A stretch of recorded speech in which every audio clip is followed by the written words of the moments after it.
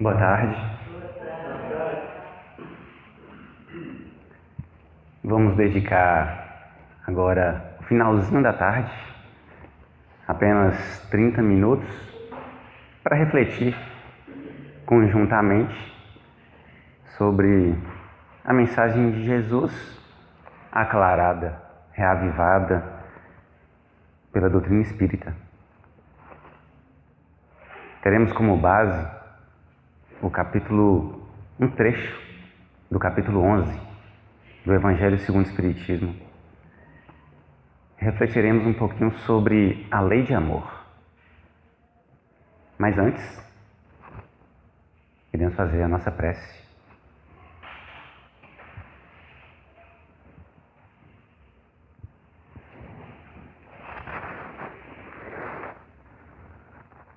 Aos amigos do plano espiritual,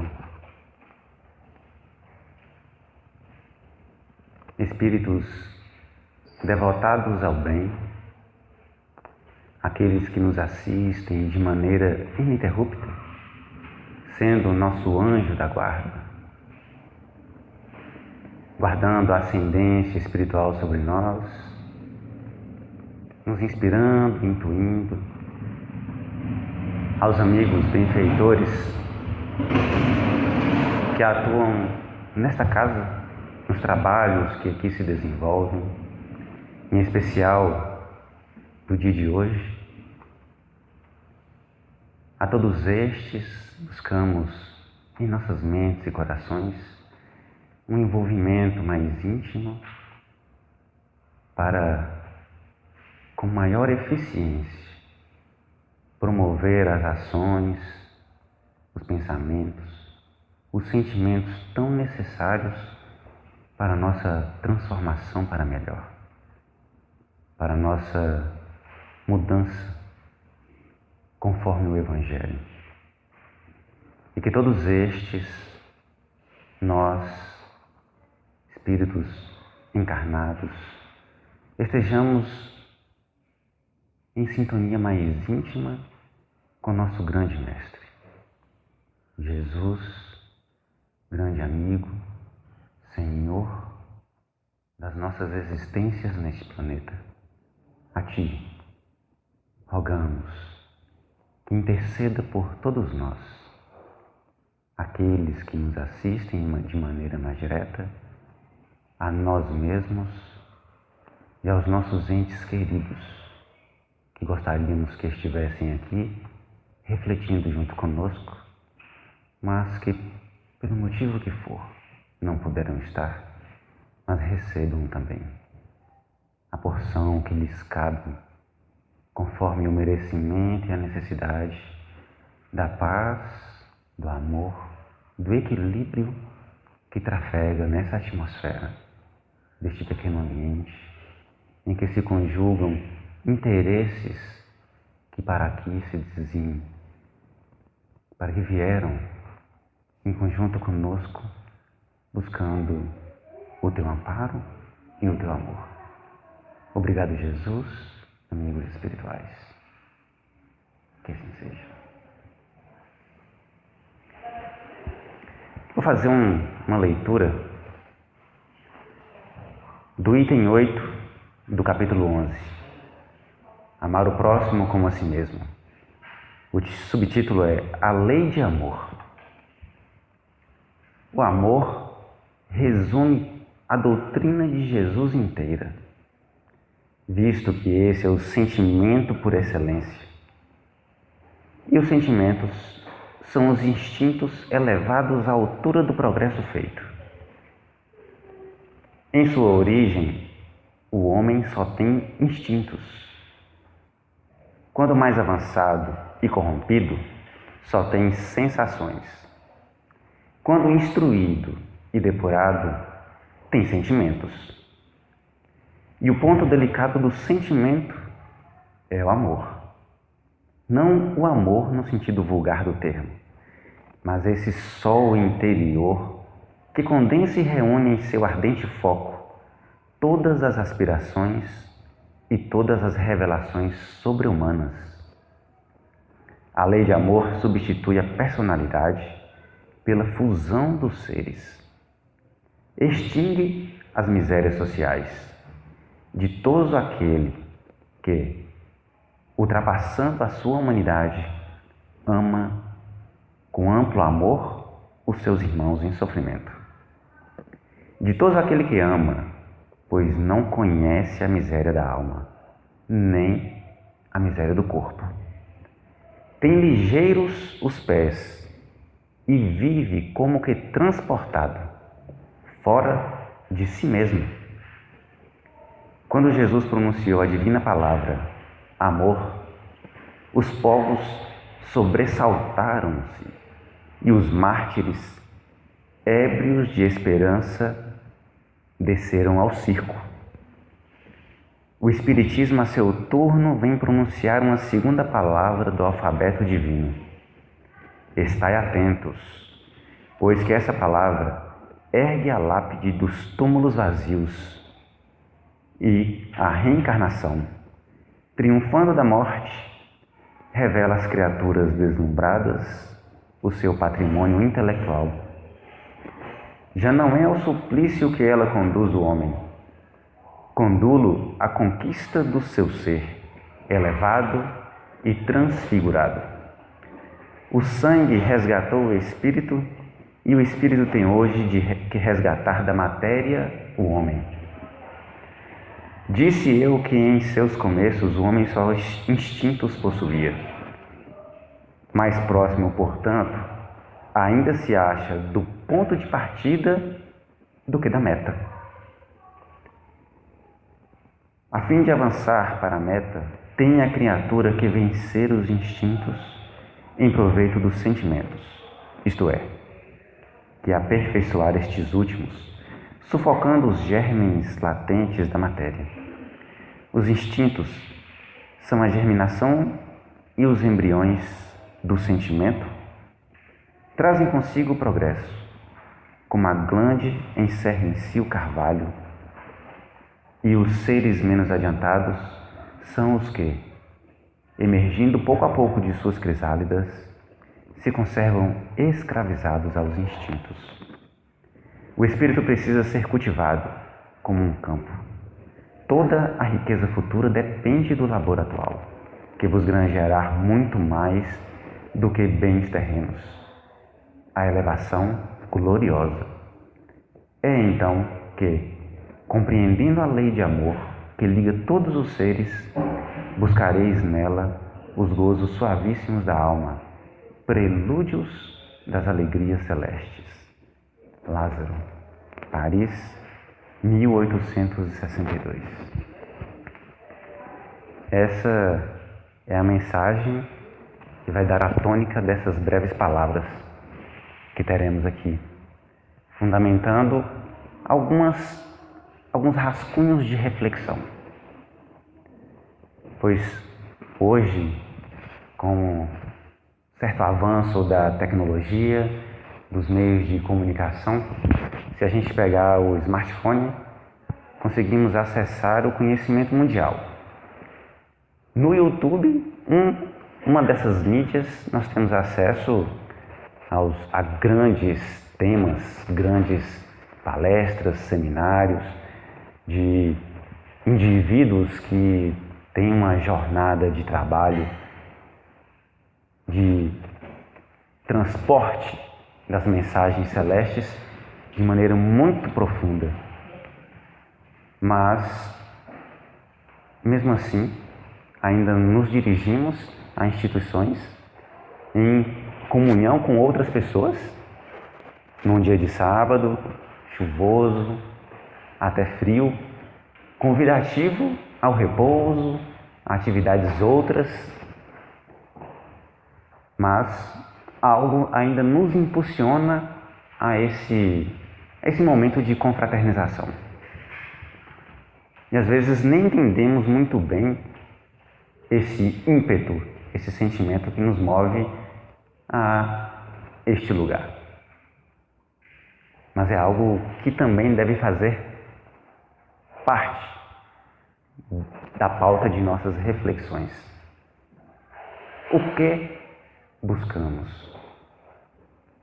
O que falta em mim que eu precise buscar? No convívio com outros, numa fala de um terceiro, num ambiente específico? Qual é o nosso grande e maior desejo? O que nos faz, no dia a dia, levantar da cama e realizar tarefas das quais muitas vezes nós não temos o desejo, a vontade. Fazemos, de certa forma, até contrariados, mas fazemos. O que nos diferencia daqueles que estão num processo mais doloroso de uma depressão ou nos processos de ansiedade severas? O que nos diferencia daqueles que já retornaram à pátria espiritual? Qual a peculiaridade que faz parte de nós?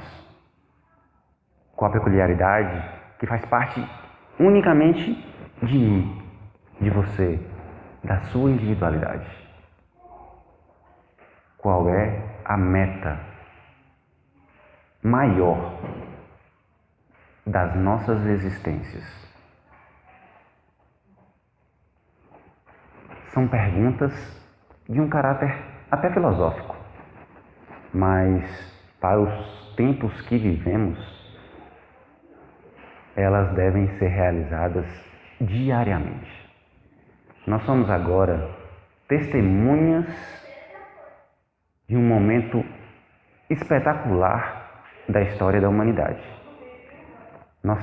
Estamos passando pelo ápice de um momento de transição planetária, mudando de uma categoria de mundo para outra.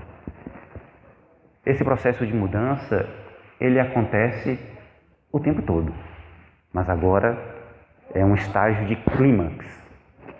As coisas estão mais intensas, mais imediatas. Uma boa ação tem seu reflexo imediatamente, da mesma forma como uma má ação e um mau pensamento pode ser percebido quase que de imediato, na maioria das vezes. Um ambiente que frequentamos, uma substância que ingerimos, uma conversa que temos, e os efeitos são ponderáveis. A gente pode sentir mudando alguma coisa no ambiente e em nós. Mas não nos detemos na reflexão de todas essas sensações, de todas essas percepções. E aí vem a doença, vem o afastamento temporário dos entes queridos, seja pelo motivo que for, desencarne, mudanças. Passamos por situações emocionais intensas e extremas e precisamos guardar a força necessária para continuar este grande empreendimento, que é a nossa jornada encarnatória. Falando assim, parece que a vida representa um mar de dor e sofrimento. Para alguns está sendo. E para os que não está sendo, o que é diferente? A condição financeira, ter nascido numa família rica, ter facilidades materiais, gozar de um corpo saudável, ter possibilidades de ir e vir com fluidez, ter algo específico que sustente, que acalente? Não. Conhecemos pessoas em estado de extrema pobreza, pessoas em estado de extrema riqueza, dentro da mesma família, inclusive, e percebemos que essas questões particulares da matéria não definem Nenhum deles. Não representa nem a felicidade, nem a infelicidade. Nenhuma dessas circunstâncias.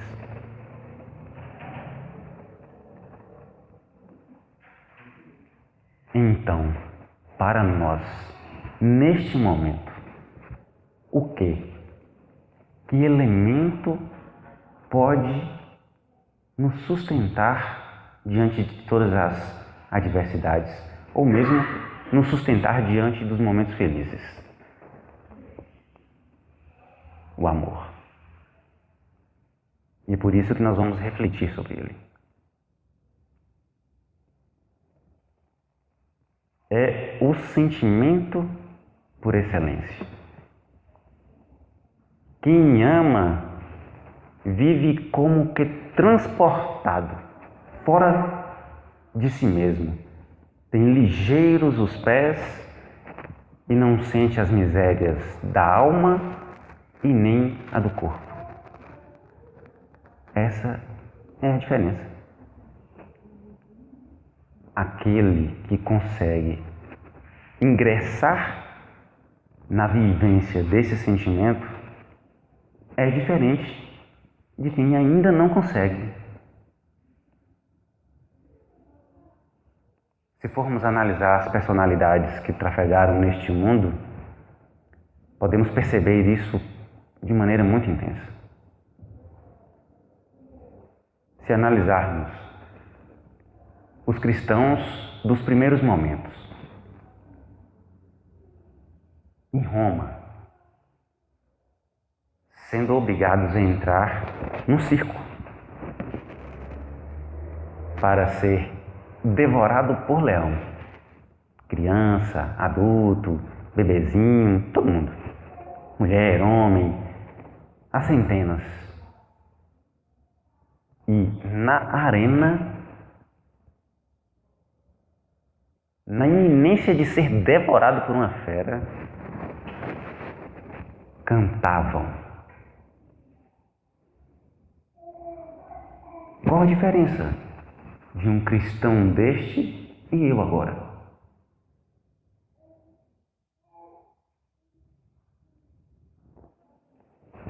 O universo, essas criaturas vivem que eu ainda não consigo acessar.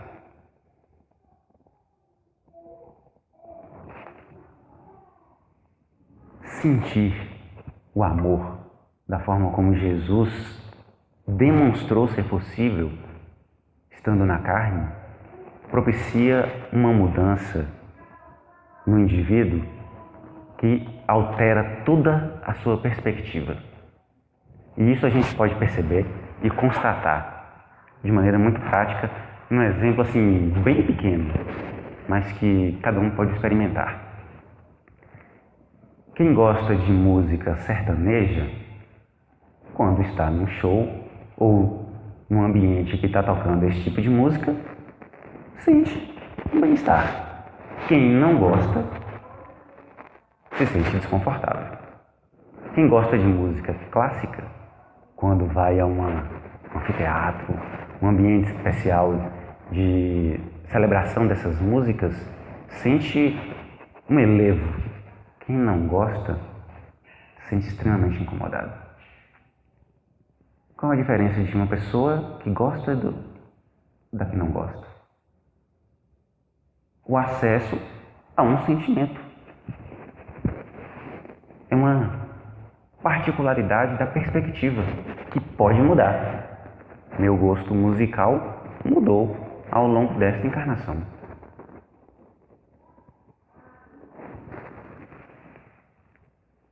E nas questões maiores, como um sentimento tão sublime e profundo como o amor, como nós, seres imortais, temporariamente trajando uma vestimenta corporal, poderemos fazer para começar a sentir o amor? Esse amor que Jesus ensinou. E começar a usufruir dessas sensações maravilhosas de sentir ligeiros os pés, transportado fora de si mesmo, incapaz de sentir as misérias da alma e do corpo? É uma grande questão. Como nós começaremos, desde agora, a sentir algo desse tipo? Uma experiência feita por um pesquisador norte-americano demonstra isso de maneira muito prática. Ele pegou crianças que ainda não tinham ingressado no ambiente escolar, ou seja, que teve um convívio social restrito aos ensinamentos dos pais, crianças bem novinhas. Então elas não tinham uma formação social ainda. E ele começou a fazer experiências para fazer toda uma varredura do comportamento cerebral dessas crianças. Quais as áreas do cérebro são ativadas em situações específicas.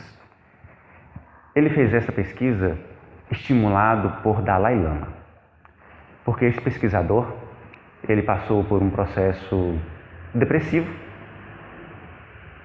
e não estava respondendo aos medicamentos, e alguém falou com ele assim: medite, tente a meditação. O pesquisador já estava atirando para todo lado, até vela já estava acendendo. Cientista, materialista, começou a meditar e melhorou radicalmente através da meditação. E ele começou a pesquisar sobre meditação. E aí se tornou uma notoriedade.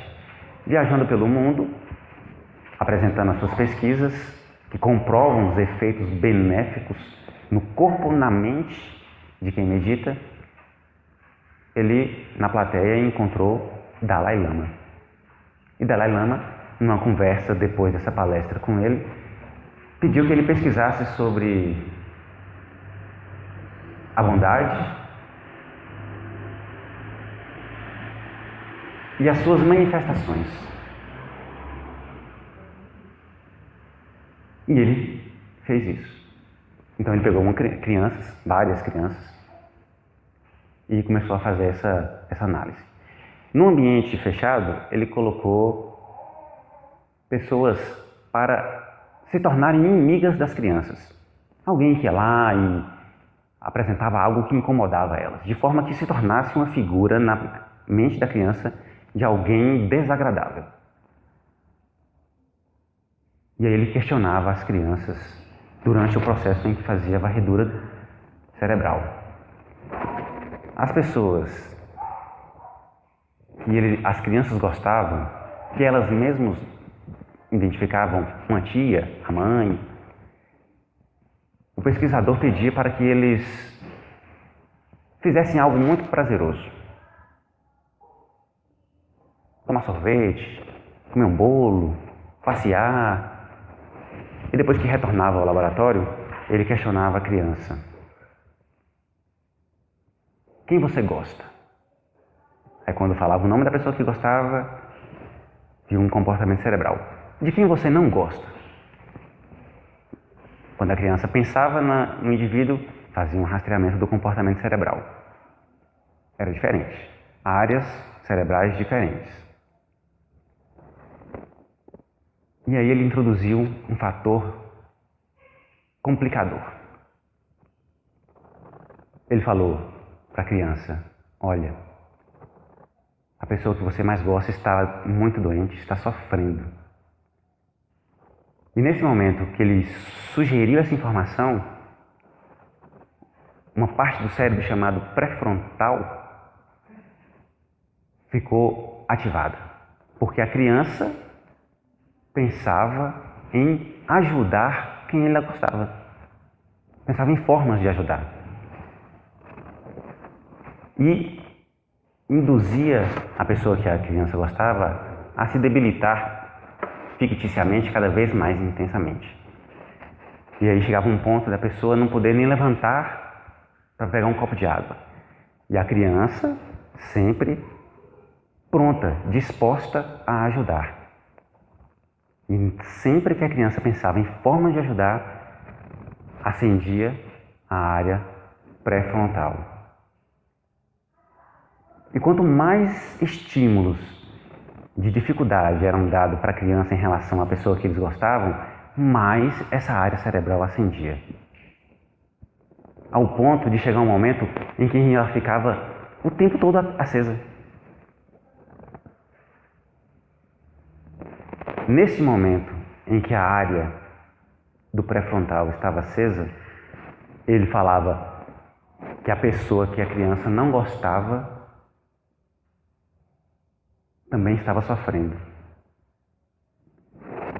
Depois da criança ter pensado muito sobre as maneiras de ajudar quem ela gosta, ela tinha o mesmo comportamento cerebral quando ela pensava em quem ela não gostava. Por exemplo, a pessoa do laboratório que era o inimigo da criança, durante a varredura ia passando próximo dela, tropeçava e caía. Nesse momento, a criança via e ia ajudar.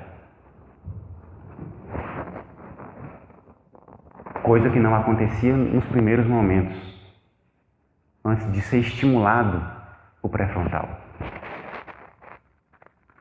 Ficou então bem caracterizado que quanto mais se faz o bem,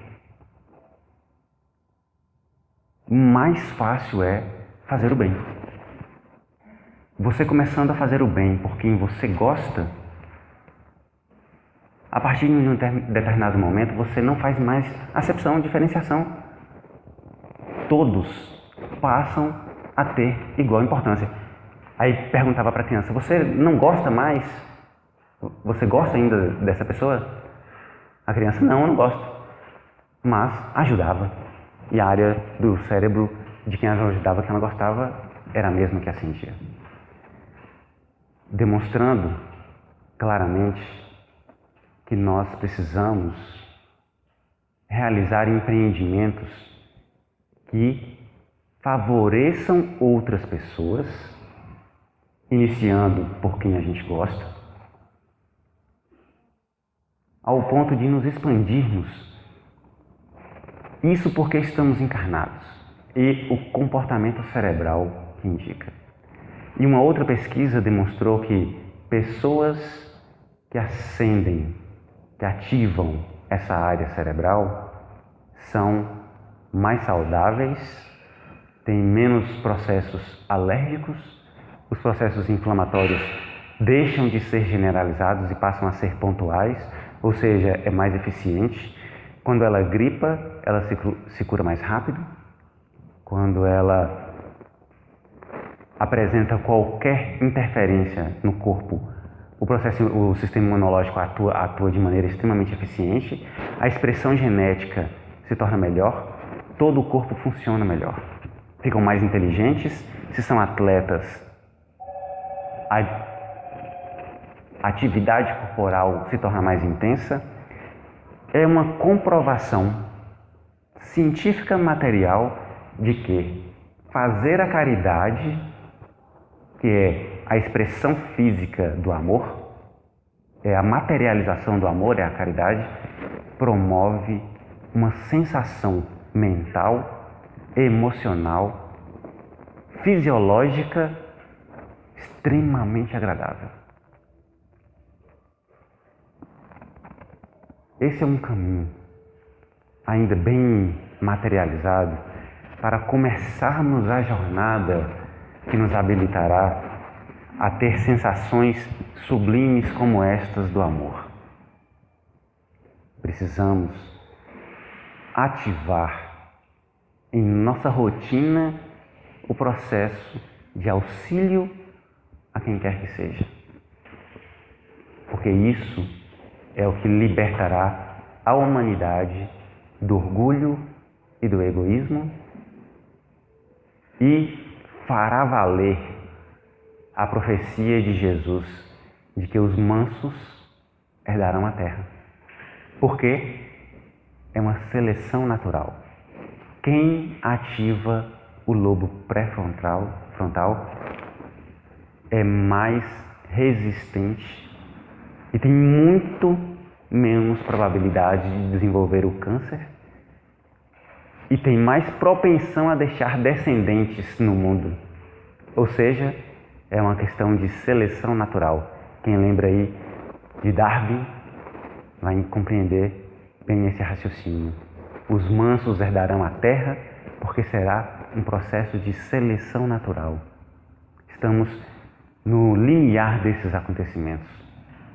E isso sem falar das questões dos planejamentos espirituais. Estamos falando de questões materiais.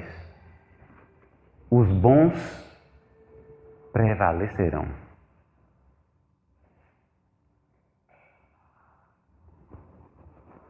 O amor modificará tudo neste mundo. E se começarmos desde já a exercitar o ingresso nessa esfera de vivência, começaremos a usufruir desde já os resultados. Para encerrar essa pequena fala nossa, vou fazer uma leitura aqui do texto, um pequeno trecho. O espírito precisa ser cultivado, tal como um campo. Toda a riqueza futura depende do labor atual, que vos granjeará muito mais do que bens terrenos. A elevação gloriosa é então que, compreendendo a lei de amor que liga todos os seres, buscareis nela os gozos suavíssimos da alma, prelúdio das alegrias celestes. Podemos, desde já, ingressar nessa esfera de sensações sublimes. Uma antecipação, uma amostra do que poderemos usufruir no futuro com a compreensão plena da lei de amor. Então, que o amor passe a ser tema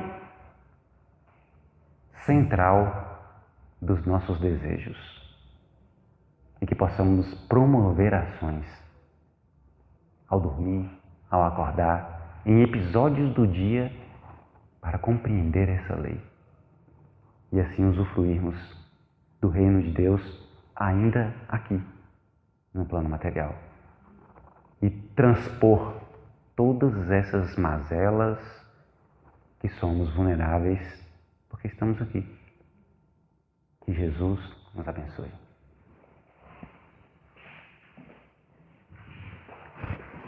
Passaremos agora para a segunda parte, que é a fluidoterapia.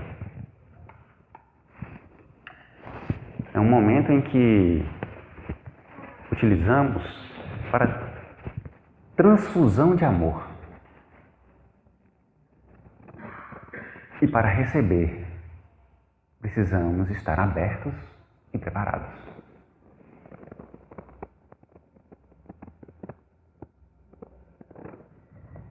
Vamos fazer agora a nossa prece de encerramento dessa etapa. Busquem uma posição confortável na cadeira, que permita uma circulação sanguínea melhor, sem comprimir o tórax. Isso se consegue deixando a coluna mais ereta. Procure respirar com uma certa profundidade, mas sem precisar forçar. Que seja algo confortável, mas oxigene melhor o corpo. Isso vai permitir que o cérebro funcione melhor. E assim, atendendo aos requisitos da matéria, vamos buscar os do espírito.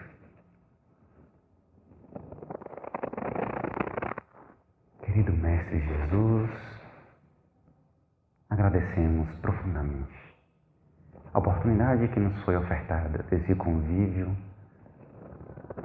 de pensarmos um pouco sobre os teus ensinamentos, por nos permitir a capacidade de raciocinar e locomover, possibilitar um entendimento que logo mais nos facultará a libertação das nossas consciências. Que possamos, em agradecimento a todo o amor que dedica por nós, atuarmos positivamente na transformação de nós mesmos e do mundo que nos cerca. Querido Mestre, que o amor possa penetrar em nosso ser de tal forma que assenta no nosso íntimo essa centelha divina, herança de Deus. Que possamos aprender, Jesus, contigo, a amar. A amar de tal forma que nos permita tomar posse da grande herança do nosso Criador, a plenitude, a sensação de contentamento, de companhia, da presença de Deus incessantemente nos amparando, nos alimentando, nos sustentando. Que possamos amar Jesus conforme o Senhor amou, como ama agora, nos abençoando imensamente com a tua presença, com teu amor.